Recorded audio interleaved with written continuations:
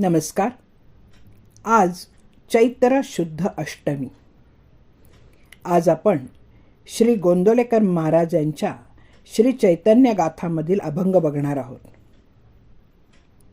ये रे रघुनाथा, तुझे चरणी माझा माथा, तूची माझा माता पिता, तुझे वीण नाही त्राता. जीव झाले कष्टी फार, कृपा करी रघुवीर, तुझे चरण माझा माथा, कृपा करी रघुनाथा. दीनदास येई काकुळती, तुझे वीण नाही प्रीती, यावे यावे रघुनाथा, तुझे चरणी माझा माथा. श्री गोंदवलेकर महाराज. हा अभंग गोंदवले ग्रामी व कुलकर्णी वंशी जन्मलेल्या मागच्या शतकातील एका थोर सत्पुरुषाचा आहे. श्री गोंदवलेकर महाराज म्हणून उभ्या महाराष्ट्रात ते विख्यात असून ते रामभक्त म्हणून प्रसिद्ध आहेत.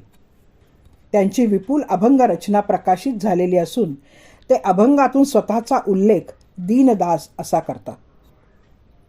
श्री रामनवमी दिवशी त्यांचे गुरु श्री तुकाराम चैतन्यांनी रामजन्माच्या वेळेला आपल्या एहळे गावी गोंदवलेकर महाराजांना वशिष्ठांनी रामचंद्राला जे दिले ते दिले.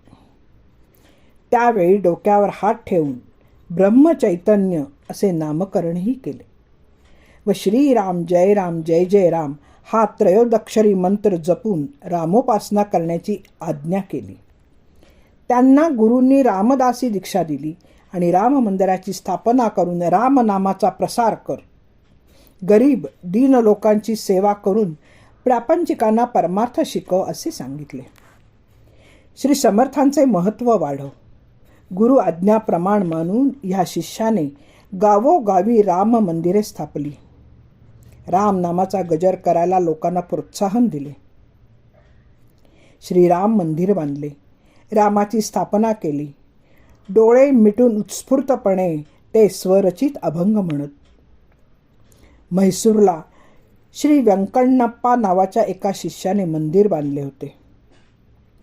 तेथे श्रीरामाची प्राणप्रतिष्ठा करण्याच्या वेळेला श्री ब्रह्मचैतन्यांनी अत्यंत कळवळ्याने व आर्तपणे वरील अभंग म्हटला.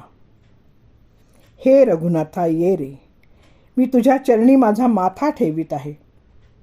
खरे तर तूच माझा पिता, तूच माझी माता आहेस, मग मला अन्य कोण त्राता असणार? तुझ्याशिवाय मी कुठे जाऊ? हे प्रभू, जीव फार कष्टी झाले आहेत. तुझ्या कृपेनेच कष्ट दूर होतील. हे रामा, तुझ्या चरणी मी माथा ठेवतो. रघुनाथा, कृपा करा. मी दीनदास काकुळतीला येऊन तुला विनवतो आहे. आम्हाला तुझ्या विना कोणी त्राता नाही. अन्यत्र प्रेम कोठेच मिळणार नाही. तेव्हा रघुनाथा, आपण धावत यावे व कृपा करावी.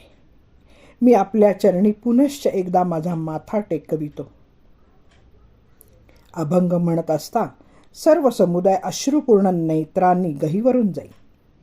इतकी अर्थता त्यांच्या आवाजात असायची. स्वतः महाराजांनाही त्यावेळेला गहिवरून येई. श्री गोंदवलेकर महाराज रामभक्तांना नेहमी म्हणत, भगवंताचे भजन हे भजनाचे सोंग असता कामा नये. भजन अभंगगान मनापासून व्हायला हवे. प्रत्यक्ष श्रीराम समोर आहेत आणि आपले म्हणणे ऐकतो आहे अशा खऱ्या भावनेने गायन करावे. उपासनेला जोर चढायला त्याने मदतच होते. आवाज फार चांगला पाहिजे, तालसुराचे ज्ञान पाहिजे असं मुळीच नाही, पण जिव्हाळा, प्रेमळपणा, मनस्वी आर्तता हवी. तुकाराम काय गायन शिकले होते? आपल्या विचारांच्या आविष्कारासाठी श्री गोंदवलेकर महाराजांनी अभंग हा काव्यप्रकार अवलंबिला आणि अभंगाद्वारेच परमार्थविषयक विचारांचा लोकांमध्ये प्रसार करण्यासाठी या छंदात रचना केली. चैतन्य गाथा हा त्यांच्या अभंगाचा संग्रह प्रकाशित आहे. यावरील अभंगात सगुण श्रीरामाचा त्यांनी धावा केला असून रामाला त्यांनी सर्वस्व मानले. सोपेपणा आणि गोडवा यामुळे हा अभंग बहारीचा झाला आहे. जय श्रीराम. नामदेवराव म्हणतात, श्रीराम सोयरा आला माझ्या घरा, दिधला थारा म्या हृदयी माझ्या. धन्यवाद. अभिवाचक सौ पल्लवी कुलकर्णी. नमस्कार.